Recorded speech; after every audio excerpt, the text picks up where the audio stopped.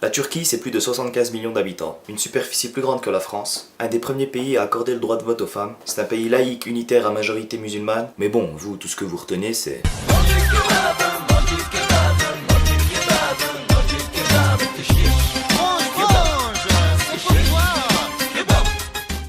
Salut à toutes et à tous, je m'appelle Serhat, et bon, vous pouvez le deviner grâce à mon prénom et à ma sale gueule d'étranger, je suis turc. Bon, à vrai dire, je suis turc et kurde. Mais bon, pour l'instant, on va dire que je suis turc.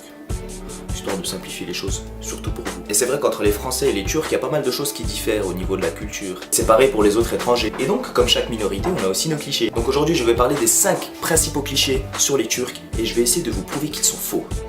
J'ai bien dit essayer. Le premier cliché, c'est sur la vie professionnelle d'un Turc. Le gros cliché du Turc, c'est qu'à 16 ans, il est déjà fiancé, marié à 18 ans, il a un gosse à 19 ans, et il travaille dans un kebab.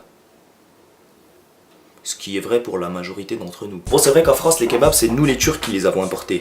Donc tu peux me dire merci quand tu manges un kebab le midi. Et c'est aussi vrai que presque tous les Turcs ont déjà tenu au moins une fois un kebab. Mais ça veut pas dire qu'on mange ça tous les jours. Bah vas-y mec, tu veux venir manger chez moi à midi? Ouais, vas-y, y a du kebab. Mais t'as cru que je mangeais des kebabs durant toute ma vie, matin, midi, soir? Ou des douloum? Alors bon, faut savoir que si un Turc qui travaille pas dans un kebab, il travaille au chantier. S'il ne travaille pas dans un chantier, il travaille à l'usine. Et s'il ne travaille pas à l'usine, il est mort. Puis bon, personnellement, dans ma famille, on est plus dans le chantier que dans le kebab. Bah au lieu de faire les donneurs, on fait les trottoirs quoi.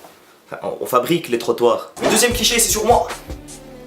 Non, c'est pas ma grosse barbe évidemment, vous la voyez là. Alors bon, c'est vrai qu'il y a ce cliché que les Turcs sont assez poilus, hein. Bref, sont un petit peu poilus. Oui bon, très poilus.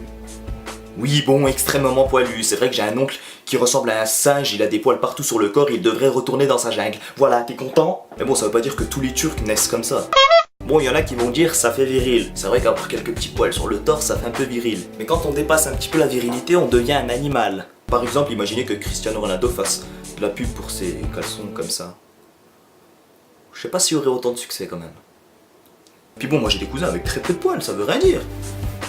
Mais bon, c'est des filles. Et encore. Troisième cliché. La famille turque. Nous les Turcs, on a à peu près 400 000 en France. Mais j'ai l'impression qu'il y a seulement 5 familles. C'est-à-dire que je connais tout le monde. D'ailleurs, ça m'arrive souvent que quelqu'un me dise: oh, hier, j'étais avec un pote à la piscine. Ah ouais, qui? Bah, Okan, tu sais, tu dois le connaître, c'est un Turc. Mais tu crois que parce que je suis turc, je connais tous les Turcs de cette ville? Il est petit avec des lunettes et puis une crête? Ouais. Ah ouais, je le connais. Mais quand même, j'aime pas les clichés.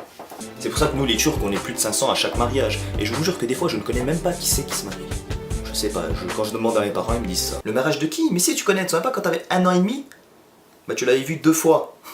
Tu devrais te rappeler normalement. Et bon, il y a aussi un autre préjugé sur nos parents. À ce qui paraît, ils seraient sévères.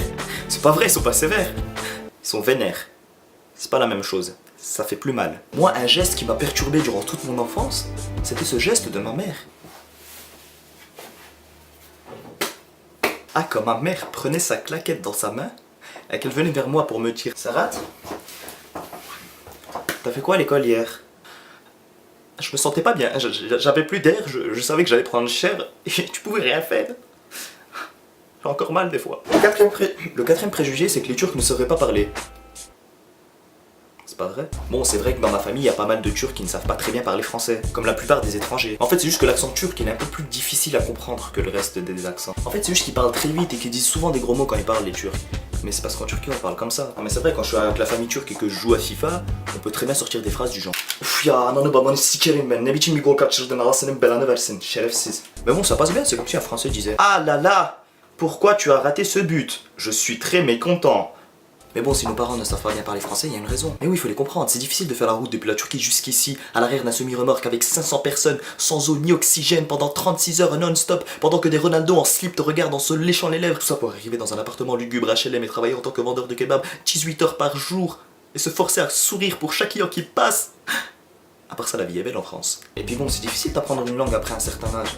C'est vrai, vous en turc, à part Anne Baba Geliyor, essayez de dire: Serhat lütfen ben çok mal bir insanım, gel benim ağzıma sıç.